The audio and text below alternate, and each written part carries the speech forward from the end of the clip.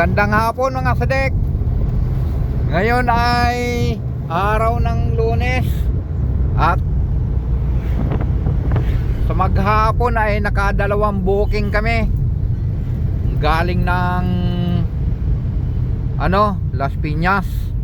Dinala namin dito sa Tanay, Rizal.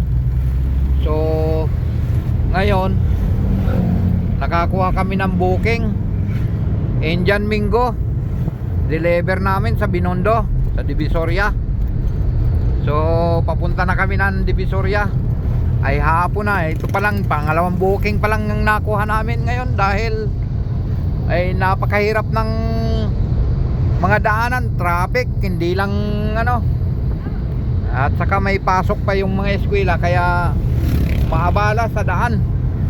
So kaya hinapon kami, andito kami sa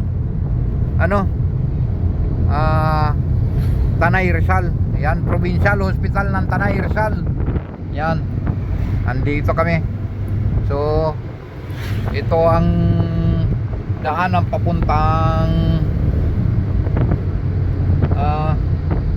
sa to Binangunan, Angono, Cardona. Ito ang daan. So ang drop off talaga namin ay Divisoria, doon sa may Binondo. Yeah.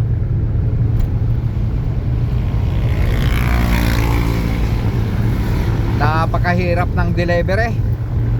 So ang lalayo ng location. Talagang kailangan tiyaga-tiyaga lang at kunting tiis lang sa mga dinadaanan, pasensya. Hindi lahat ng mga driver pare-parehas ang iniisip. So mayroon paliko, mayroon pakanan kung saan pupunta. Kaya sarasalabat ang takbo ng sasakyan. Hindi masyadong mabilis ang takbo namin. Sumusunod na lang kami sa agos ng sasakyan. Kaya yan, hapon na naman.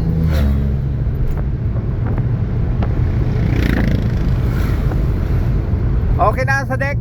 So mamaya maya na lang at pag naka-drop off na namin doon sa may Divisoria, doon ang punta nito.